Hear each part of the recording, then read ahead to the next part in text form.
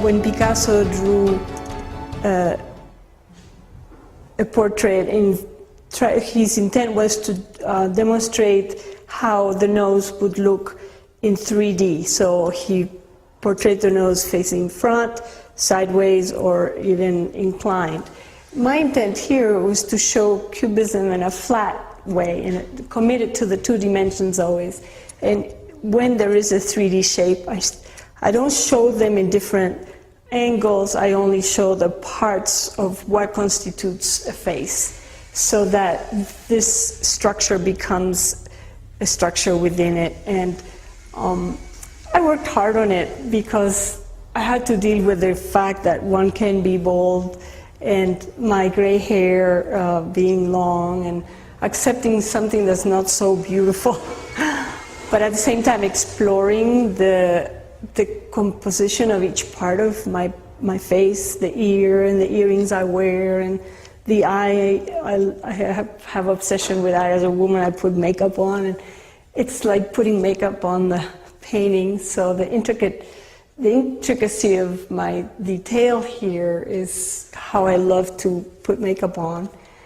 And the red background is this fire I feel inside that just kind of comes out of me. It's deep. I have deep, deep feelings.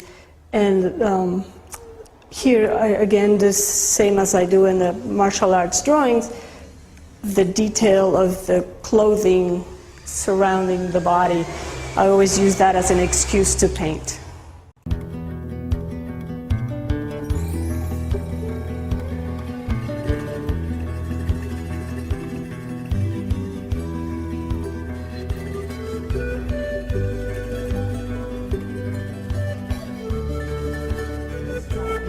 It seems to me that it's easier for me to internalize what I experience and be able to draw from that than to watch somebody do something and draw from that. It's a different experience. My art has always been introspective, internal, and an expression of what I understand. It's conceptual in that sense. It's cognitive. It's what I experience, and I produce a painting. My story. Well, I come from Lima, Peru. I was born in Lima. My mother is Egyptian. My father's Turkish descent. We were Sephardic Jews in Lima, a very small community. And then I went to a French immersion school through first grade till I graduated. I went to a Franco-Peruano, and then I decided to come to the United States. I wanted to learn English. I wanted to be free. I wanted to explore a new life, free myself. And at the same time, Peru was going through a political change of a leftist military junta taking over, and many things were nationalized, and anti-Semitism was starting. So my parents were like happy to let me go with a wish that I wanted to leave.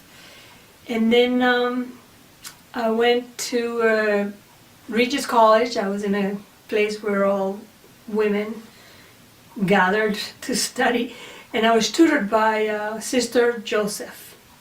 Sister Joseph and I sat in a cubicle for hours, she with a big ESL book. And I had to repeat after her, and who knows, I don't remember much, but that's when I started taking photographs. And in September, then I went to MIT that summer, before September, to learn English, continue learning English. And when I started college in September, without much English, I took on art, painting and sculpting and printmaking, and some courses that were not, that didn't need language for a tool. That's how I discovered art, and I graduated with a degree in history of art from Brandeis, because by sophomore year I was able to speak and write papers, and I wanted the challenge of learning the history of art.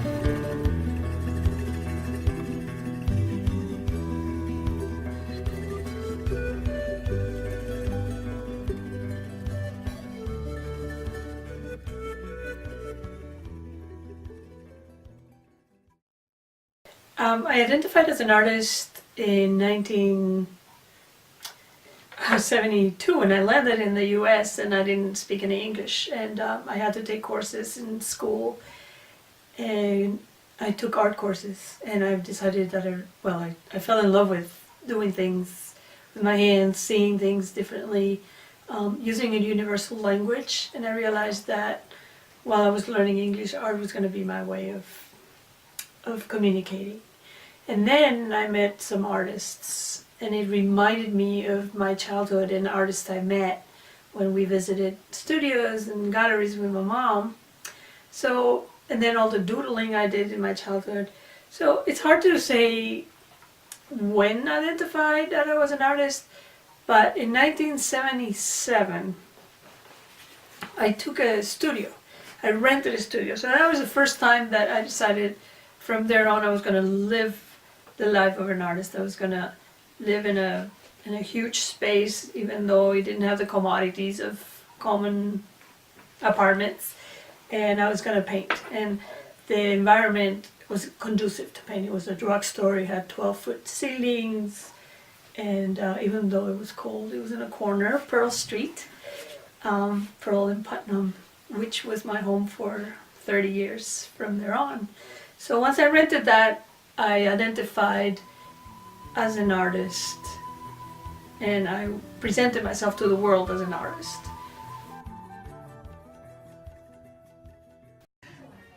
I've been collecting Veron's work for over 25 years.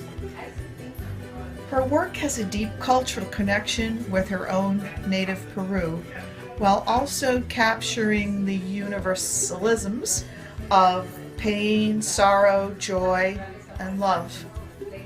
I'm inspired by the energy in her work, and I personally am transformed by how it evokes my own need for self-reflection on a variety of themes and liberates my soul. One of her paintings, entitled The Lovers, captures the essence of physical love by depicting two reclining, faceless figures entwined in a tangled embrace of limbs and passionate abandon. Luna Llena speaks to me of darkness and hidden life in the form of ever-changing shapes in the hushed jungle. Over my bed, I have two works that she painted in 1988 that remind me of stained glass illuminations, and they really transform my bedroom into a spiritual sanctuary. What else can one ask of art?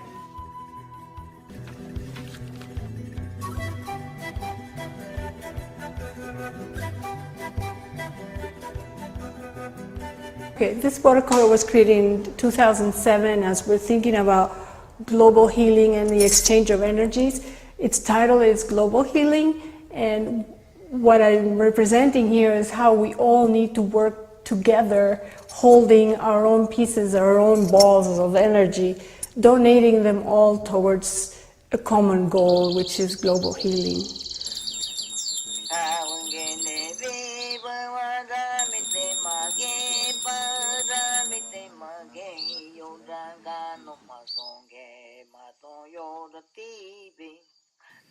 Art is an addiction. Art is my addiction. I can't live without my painting. I can't live without painting. This painting is ambiguous whether these figures are dancers or lovers. There's suggestion that there's lovers because they're on a bed and there's pillows behind them holding them, but at the same time the movement and the expression in the hands could be as dancers. Part of one body becomes another part of another, like this figure's hip is the other lady's leg, and his hand here is her leg here. So I've been working on creating that ambiguity to make the two-dimensional figure be very interesting and engaging to the brain, and I feel like this painting shows what I've been always working for. It's that combination of all that research I've done, visual research. I feel like my language is now understood and fluent in terms of visual language. You are able to see three figures, maybe not all simultaneously, but There are one figure, three female figures, three male figures. Here's one, the pink torso, and then another one with the yellow arms and a more orange figure here. Those are the three female. And then the male courting her starts right here with his hand on her hip, and each time. The beauty of this image is that one shape represents two or three things at once, different parts of the body.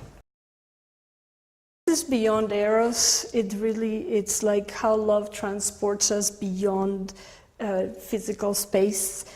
These figures don't have a real solid base, even though there's suggestion of a bed with the pillows. That really, it's like outside floating in space, being kept by the moon love.